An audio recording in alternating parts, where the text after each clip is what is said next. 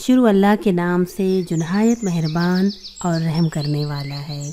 میں ہوں کنی خان اور میری آج کی ویڈیو کا ٹاپک ہے اللہ کی طرف جانے والا پہلا قدم کون سا ہے۔ پہلا قدم ہی دشوار ہے، باقی آسان ہے۔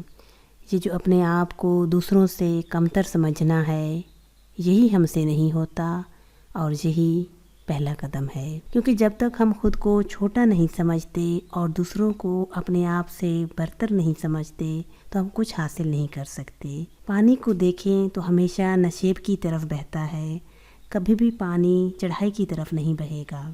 تو جو انسان اپنے آپ کو دوسروں سے چھوٹا سمجھنا شروع کر دیتا ہے اور دوسروں کو اپنے آپ سے بڑا، تو پھر ان بڑوں کی طرف سے پانی بہہ کے نیچے آنے لگتا ہے۔ یہ پہلا مرحلہ ہی تو دشوار ہے، اس لیے تو درویش لوگ اپنے پاس بطور شاگرد آنے والوں کے ساتھ یہ سلوک کرتے تھے کہ سب سے پہلے ان کے سر کے بال منڈوا لیے جاتے تھے۔ تو سب سے پہلا کام وہ یہ کرتے تھے کہ ان کے سر کے بال منڈوا لیے جاتے تھے۔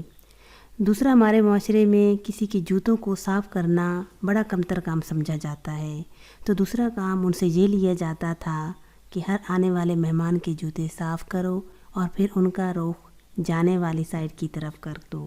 اور تیسرا ہمارے ہاں کمتر کام جو سمجھا جاتا ہے وہ ہے لوگوں کے جھوٹے برتن اکٹھے کرنا اور دھونا۔ تو اگلا مرحلہ یہ آتا تھا کہ آپ جھوٹے برتن اٹھائیں اور پھر ان کو دھوئیں۔